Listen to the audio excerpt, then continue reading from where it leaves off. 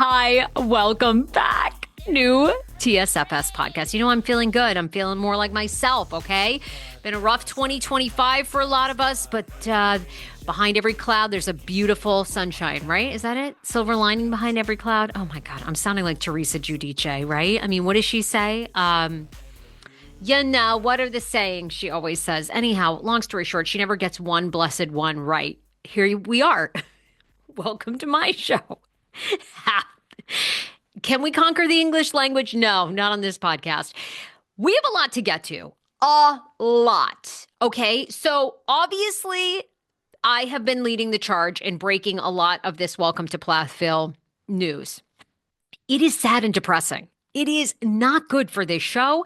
I have to imagine behind the scenes, it brings me zero pleasure to have broken these news stories last week, including that Isaac Plath and Micah Plath got into such a huge fight. Micah Plath's nose was nearly ripped off. He was hospitalized and had multiple stitches, and we don't know the future of his modeling career.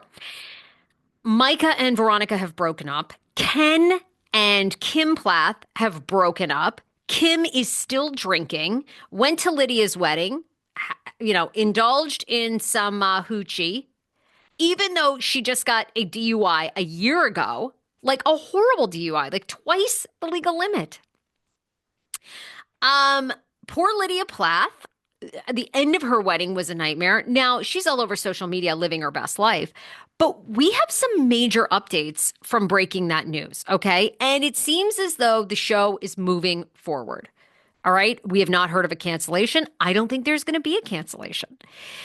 But the other explosive thing that came out last week was Olivia Plath had put out, this is obviously Ethan Plath's ex-wife, had teased that she was a domestic violence survivor. Now, this was all coming together at the same time. Veronica Plath was going on Reddit, doing essentially an AMA, an impromptu AMA. Then she's on Totally Veronica, her Instagram. You can follow her there. She's outing more news than I've even put out, okay? It's all there. And she confirms every single thing that I broke on my podcast. The epic fight, Kim still drinking, and now, this is what we're going to get into. Now she's alleging animal abuse. What? Don't you dare. Don't you Plaths dare. You cruel to a cow? Not on this show. I won't stand for abuse of animals or children. I don't care. I'm outing you all. Okay? Yeah, it's been a wild weekend. A wild weekend in the TLC world. And I haven't even gotten to the sister wife scoop yet. Okay. So we have to get into now there's new allegations by Veronica against the Plath family of animal abuse. I'll tell you what she has said. On top of that, I'm sitting around minding my damn business, my darn business on Thursday. Big video pops up. All of y'all in my DMs. Olivia Plath goes on her Instagram and reveals the exact type of abuse that she received from Ethan Plath. Now, this is very controversial because a lot of people in the comments believe what she suffered is not domestic violence. So I want you all to weigh in because this is important. Look, it's important. What are the parameters of these situations? Because here we are with Blake Lively, Ryan Reynolds in this foolish mess that a lot of people feel if Blake Lively is not telling the truth that Justin Baldoni sexually harassed her, this will set Me Too back years. That we are seeing perhaps a backlash of Me Too, or we are seeing maybe the height of Me Too and several steps backwards if she doesn't come up with some real proof, okay? Because what we've all seen so far from Blake Lively, no one believes that's sexual abuse. Do we believe Baldoni's weird? Yeah. No one believes it's sexual harassment. And no one believes that he took down her career or her businesses. She has a booze company and then a non-alcoholic seltzer company. And she's got a hair care, like shampoo, conditioner, that kind of stuff that ain't doing well. Sales were down 70% in 2024. And by the way, 2024 was like a great year for consumerism. Not sure 2025 is going to hold, but it was good then. Okay. Olivia does this like stop you in your tracks video. Okay. So far, we have had no response from Ethan, from Micah, from Kim Plath, from Barry Plath. I think they got to be shaking in their boots, and they're probably trying to find recourse for this, but there ain't no recourse if it's all the truth. And I believe these women. So we have to get to that. Okay. Then we've got to talk Karen Read documentary. Can someone tell me what in the hell? Is Karen Read guilty or not guilty? I am so lost. Did anybody watch that documentary? I was glued.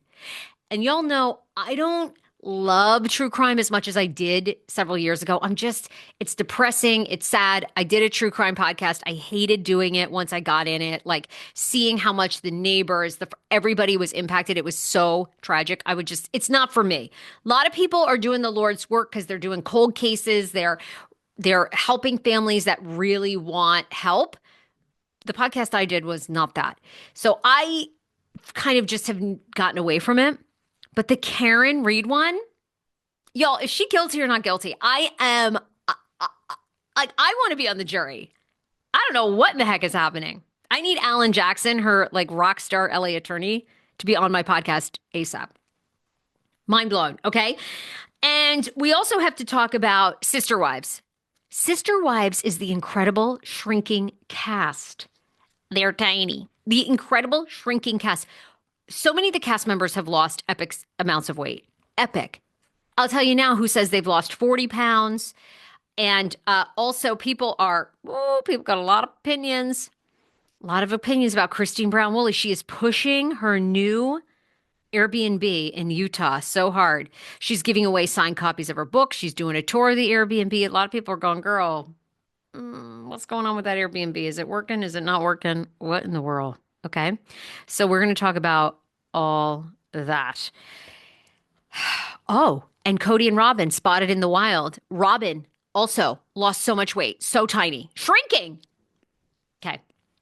We're going to start with Welcome to Plathville and the latest and where this whole situation sits. And I'll give you my opinion. I have no inside sources on this, but I will let you know when I think the show is coming back and if it's coming back. Before I get into that, I have a jam-packed week of shows here at TSFS. Jimmy Bellino is back. Remember Jimmy Bellino, married to Alexis Bellino, Jesus Jugs from RHOC? He's back on the pod. You know, Jimmy is very close to a lot of cast members that are filming currently for RHOC, including Jennifer Pedantry and Ryan Boyajian, and very close to Slade and Gretchen. So what inside info does he have? And Alexis and Johnny J are supposed to be getting married this year. Do we know anything new about it? So that interview is going to be happening this week. I have a lot of other Sister Wives news to report as we get closer to April 20th. We're now in April. As we get closer to April 20th, which is when Sister Wives is coming back, there's new details about Coyote Pass and how it could be sold, if it's going to be sold. There's a lot of news, too, about Christine Brown Woolley's Airbnb and speculation about that it might not be doing so well. We have a lot to get to. And then this whole made up, we're going to cover that this week, but it needs its own dedicated podcast episode. People are actually making up newsletters that are supposed to be from Robyn Brown about her doll collection. Which, by the way, I can't even make fun of this because this could be my future. I have a doll collection. I ought to put out a damn newsletter about it. I used to have 300 and something dolls. I just sold off about 70 of them. And don't even get me started. My mother and I spent $10,000 in my childhood collecting dolls. They ain't worth crap. I think we've gotten $1,000 for 70 of them. That's it. So we have a jam-packed week full of shows here at TSFS. How do you never miss a thing? You subscribe everywhere you get your podcasts, whether it's on Spotify, Apple. We love our Apple, whether it's on iHeartRadio or other outlets. Okay, let me play you the video.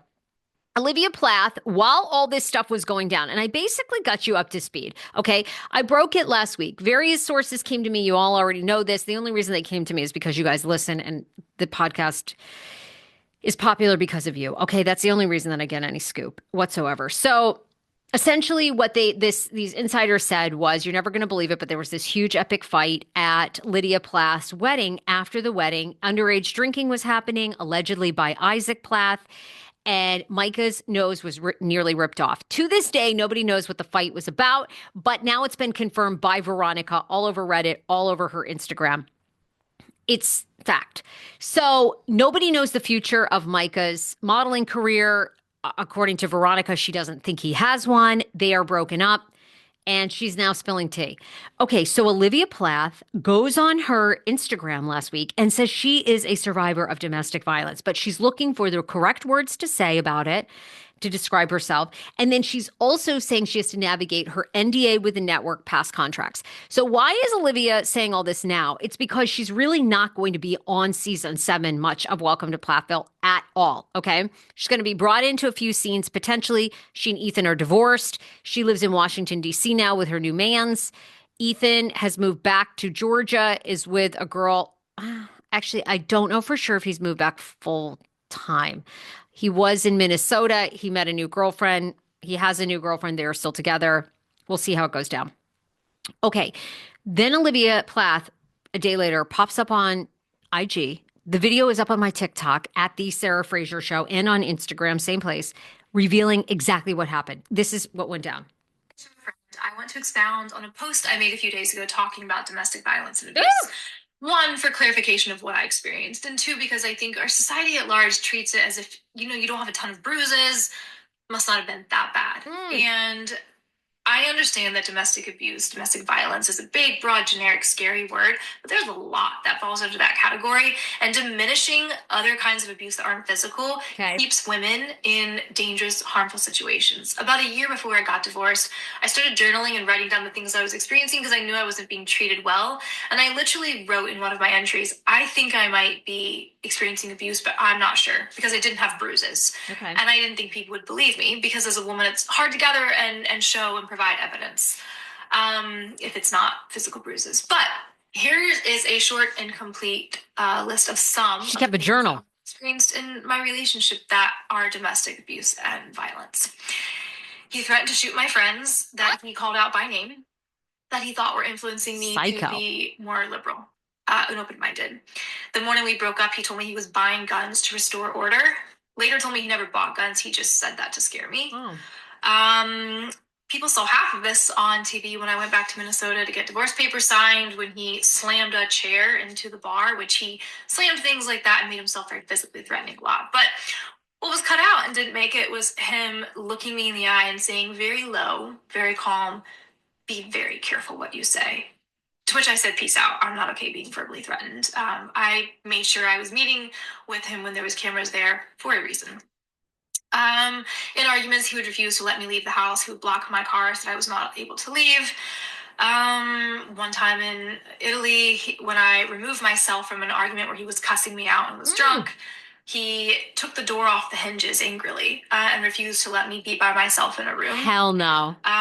He left me stranded while traveling internationally with no cell service and left me in the middle of the city, went back to our hotel, and I didn't have a key to get back or cell service to find a way back, and he didn't care. He never checked in, didn't communicate.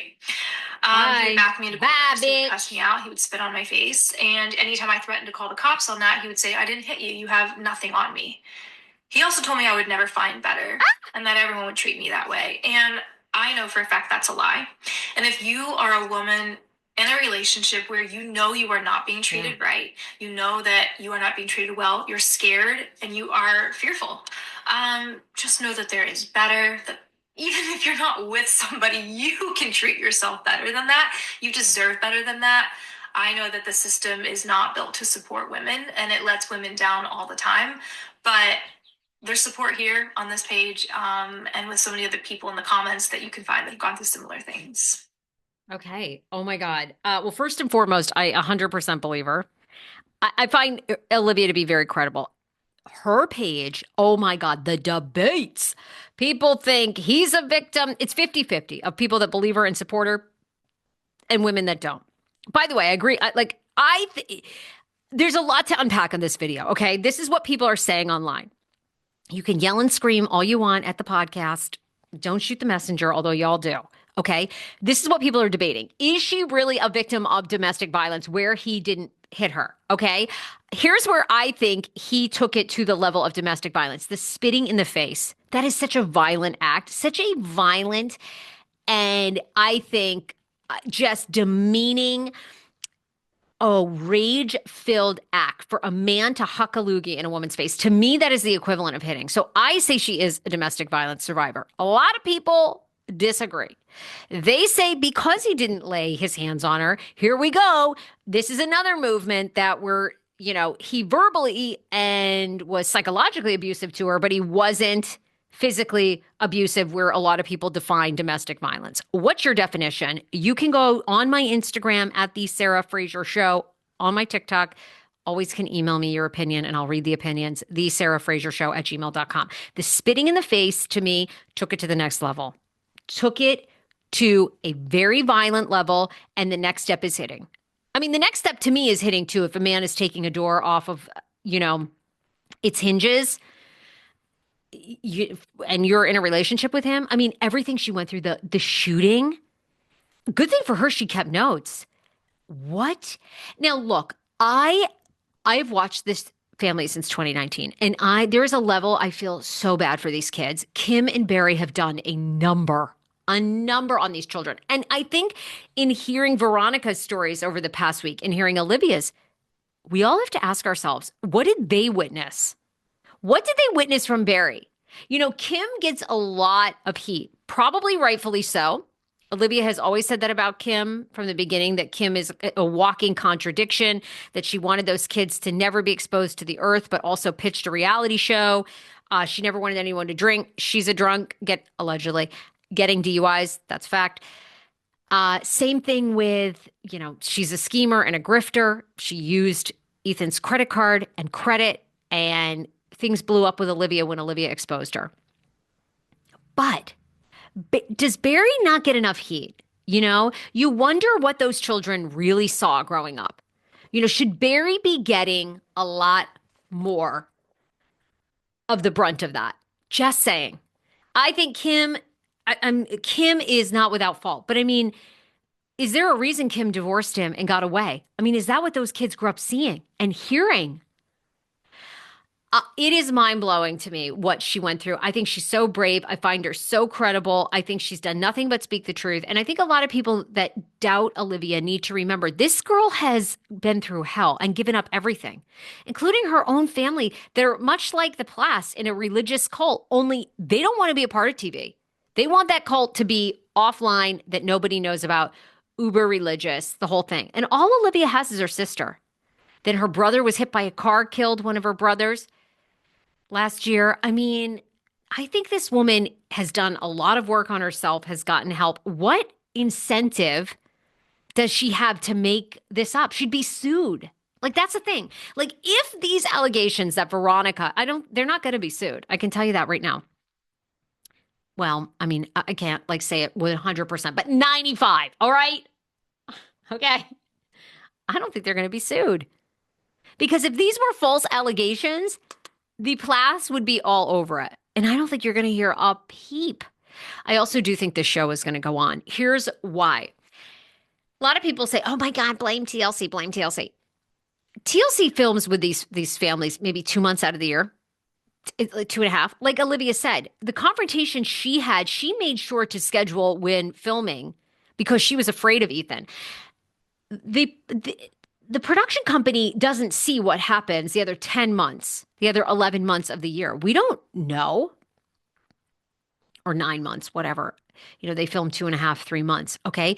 We don't know what they're filming. We don't know what they're capturing. I can tell you right now, they didn't capture the fight between Isaac and Micah. So if it's not on camera, and I'm sure there's a morality clause, I'm sure that they could get rid of this family, but I don't know. I mean, look at Amy Plath, Amy Slayton, 1,000-Pound Sisters. We're going to talk about that this week. The show is coming back now.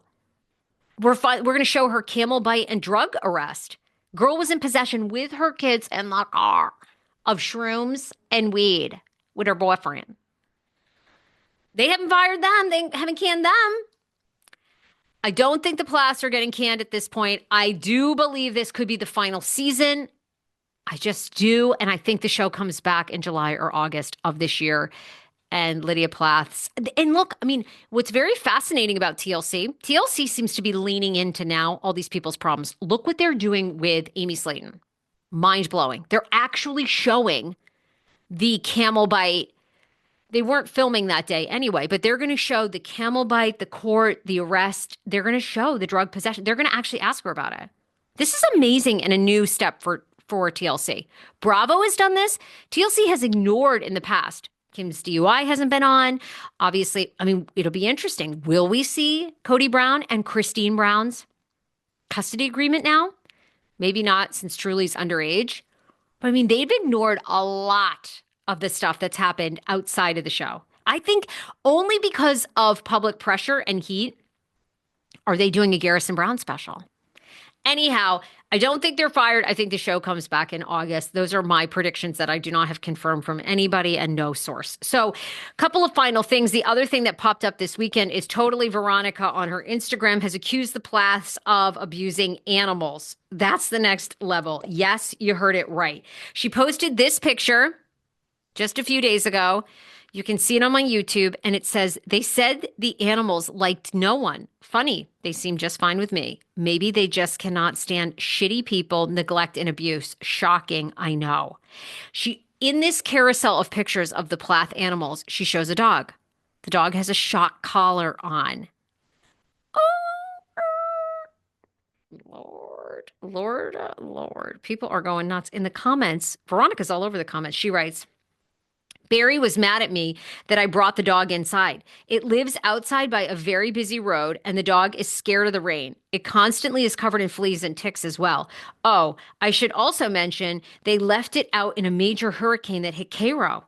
People are writing under Veronica, that's awful. Really says something about a person on how they treat animals. Are you two still together? Hope your happiness is good as well. First of all, they're not together. She accuses them of animal abuse. And they're animal abusers. It's all over. I can tell you right now, if it turns out they're abusing animals, that'll be a rat-a-tat-tat on that show. You can abuse other humans, but you abuse animals, people ain't having that. So, way to up the ante. Oh my God. Other news is now somebody that is friends with the Plaths has gone and spoken to the press about the NDA they had to sign just to hang out with the Plath family. TV show aces.com spoke to an anonymous friend who says that they had to sign an NDA even to just spend time with one of the Plath cast members who has gone unnamed. In the NDA, here are some of the bizarre things, and a lot of people are debating if this will even stand up. But in the NDA, they say things like, they further agree that they will not make any defamatory, false, or misleading remarks about the activities or about Plath or any friends, family, business, associates, or guests, or do anything that may harm the reputation of any of them.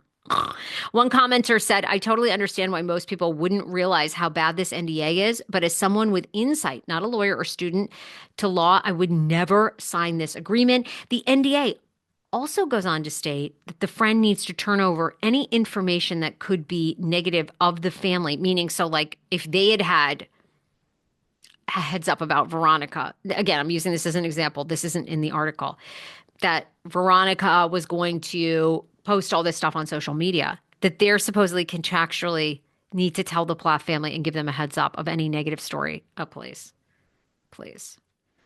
You guys, it's imploding for that family. It is wild. Okay, let's move on. Before we move on to the Karen Reed documentary, I have a million questions, and all the weight loss happening at the Sister Wives. They have shed a Cody, and they have shed a ton. Have you always thought about podcasting? Have you thought about podcasting? Now's the time. We're in the golden era of podcasting, and we will be for the next 5 years. You are not too late, but you do want to save time. Couple of things. Right now, April 5th, big day coming up for the future of TikTok. Take advantage of my TikTok code. We're only extending it through April 5th. TikTok, all caps, 20, to get 20% off all my courses at gobigpodcasting.com. I did a microphone giveaway as well. I gave away a Yeti mic. All the mics are gone. Okay? All the mics are gone. But let me know when you purchase the course. Maybe I can hook you up with something. Okay? You can always email thesarahfrasershow@gmail.com. I have a podcasting 101, podcasting for pros, and 6-figure master plan. You really need the 6-figure master plan if you're serious about podcasting. It's $900, but it's 20% off with code TikTok20. Huge savings. It gives you the roadmap of how you can make thousands of dollars a month. I do this full time. I'm not doing it for free. Someone once asked me a couple years ago, do you make money podcasting? Yes, I haven't left media, traditional media, to sit here and make $200. Look, whether you've got a podcast or if you want to start one, jump start from the source. Okay. I have a top trending show. It's in the press all the time and I make money. I want to show you all the secrets. Don't start a career in this without knowing what a lot of podcasters don't want to share with you. Go to gobigpodcasting.com. I also have one-on-one consulting. I just heard from Betsy. Betsy just was a podcast client of mine, and she said, I wish that I had found you sooner, Sarah. So she's reinvigorated. She's going to make changes to her show. She was so grateful. That could be you. If courses aren't your thing, but one-on-one, pay for us to have a one-on-one session. I do a deep dive into your show. I give you a roadmap. I tell you all the secrets, where you should be hosting your podcast, how many ads, how to use it as a funnel. The Sarah Fraser Show at gmail.com, or you can book at gobigpodcasting.com. Okay, let's talk about all the weight loss from Sister Wives. Robyn Brown spotted in the wild at Fat Olives in Flagstaff, Arizona, Cody and Robyn's favorite restaurant, with all of their kids. Now, this is a weird one to me. A Redditor posted these pictures and then deleted them shortly after they were posted. Seems strange to me. I don't know why. Maybe it's not legal to take pictures of people inside a restaurant. I have no idea. Anyhow, Monsters and Critics, the website, was able to capture these pictures before they were deleted. And Cody and Robyn look great. And this fan specifically went to Flagstaff, Arizona, and went to Fat Olives to try and see the family, and boom, did. Here's what they have to say. Robyn's lost a ton of weight. On Monsters and Critics, I'll also put it up on the Sarah Fraser Show socials. Robyn looks great. She looks like she's lost a ton of weight. Also, contrary to what a lot of people believe, this Redditor says that Cody and Robyn were a happy, normal family.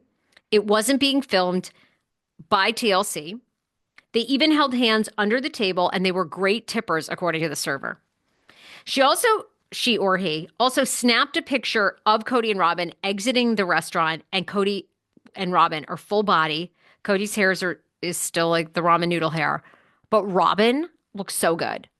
Body tight, lost a ton of weight. Is she doing the Plexus tea? That damn tea is hot. It's hot. Because now David Woolley has come out on Christine Brown Woolley's Instagram. Dude has lost a whole person, lost 40 pounds. 40 freaking pounds. 25 of it, he says, is on Plexus. They must be making so much money off that damn tea. They on cruises, and now they got David drinking it? David Brown looks like he could work at a Wawa. You know what I mean? Like, he looks like a regular at a Wawa. And this guy's on the pink tea? Ah. He has lost 40 pounds total, 25 with the tea. They look so hot. And there you have it. Like I said, I've got a lot of other scoop, but it needs a lot of research and a deep dive later this week for Sister Wives as we get closer to the show, returning for 9 new episodes. The Karen Read documentary, I'm blown away by. Does anybody know? Does anybody know? Like, what, if she is guilty, if she's innocent, what the story is? A Body in the Snow, the trial of Karen Read. I'd seen a lot of people online talk about the documentary. Wasn't really into the Karen Read story. And then I do have a couple of you guys that are Uber TSFS listeners, and you guys are like, you have to get into Karen Read. She's innocent. You got to get into it. I watched the documentary. It's out, 5 episodes. It's so good. I couldn't stop. HBO Max, you can get it on DirecTV, Sling as well. Couldn't stop, glued to it. And if you're not familiar with this story, because it's happening outside of Boston, so a lot of East Coasters are, Karen Read is accused of running over her police officer boyfriend, John O'Keefe, okay, on January 29th, 2022. The night he dies, massive snowstorm in Massachusetts, in Canton. Massive snowstorm. In some ways, I think that's worked to Karen Read's advantage. But there's so much controversy around this. They go over so they've been drinking all night. First of all, Karen Read's hammered, driving a car with John O'Keefe. He's hammered. He's got like a drink. By the way, he like busts people for this, but okay. So they're drunk driving. They go over to their friend's house. And the friend's house, he's a cop. and the wife's part of the cop life. There are all these cops inside, okay? And nobody can figure out if Karen Reed drunkenly ran him over, that she was mad. He got out of the car. He somehow went to the back of the vehicle. She like hits the gas. She has a broken tail light. There's DNA of John's. This is how I think she's guilty. Sorry, but the DNA of John's on the car. But there is so much with this because, oh my God, her attorneys, Karen Reed's attorneys in this first trial, painted this picture of dirty cops that invited John into the house. John had a confrontation with one of the police, got out of hand. They got fighting. John was beat up. They ditched him outside in the snow to make it look like a snowplow hit him. None of the marks on his body are indicative of being run over, but I don't think he was run over. I think he was basically hit in the face with the vehicle and probably stumbled over to the place where he curled up and died. But then they're like, where are the footprints? It's so good. And you go back and forth. 1 minute you're like, she's guilty.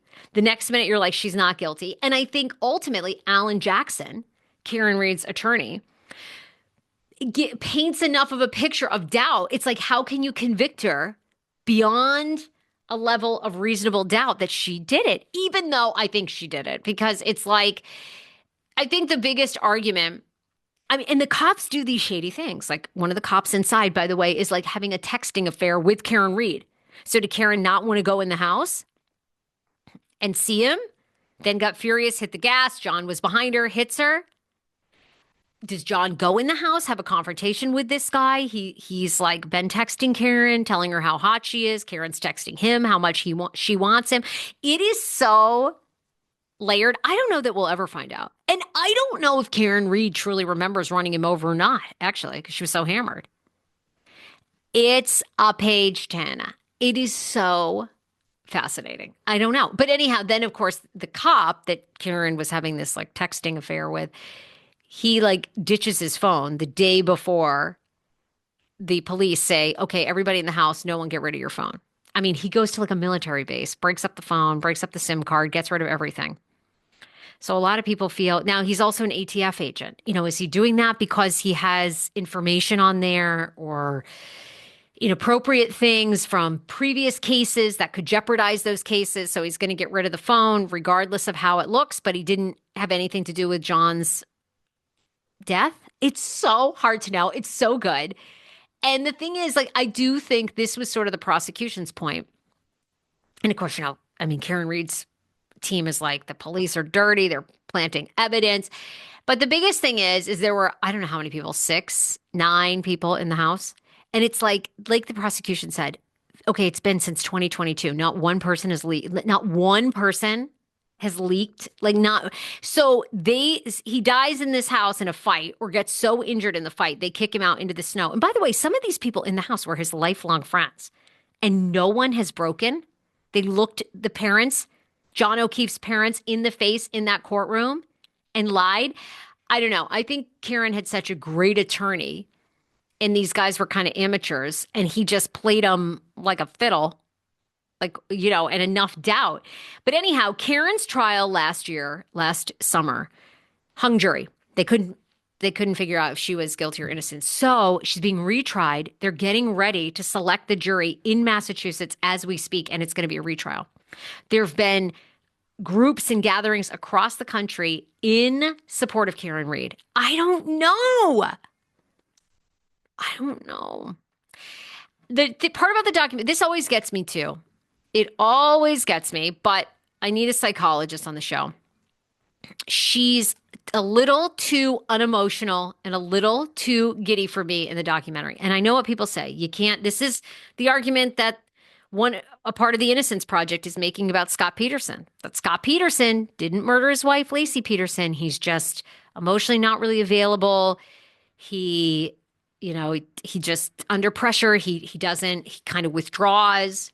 Everybody's different. But Karen, to me, in this documentary, and it's so fascinating that they released this documentary right before her second trial, is that probably to taint the jury pool. It seems like they are playing a game a bit. It just does. And Karen seems almost giddy, like she hires this rock star attorney, By the way, too, can anyone tell me how Karen Reed can afford this? Alan Jackson, it was apparently $2 million. And I don't think Karen's like that rich. Maybe she is, though, in the parents. But it seems to me that Karen with Alan Jackson, they figured out, like, Alan Jackson was like, all right, let me get this straight. There's all these loopholes. I got you, Karen. Like, this is where we're going to create doubt. And so Karen's like, and Karen doesn't remember. She was drunk as a skunk. So Karen's like, let me reprogram with all new memories. These cops are crooked. You know, I mean, it seems like to me she's just a little too happy on the show. Like, okay, we've got an alternate theory. They're never going to be able to connect the dots.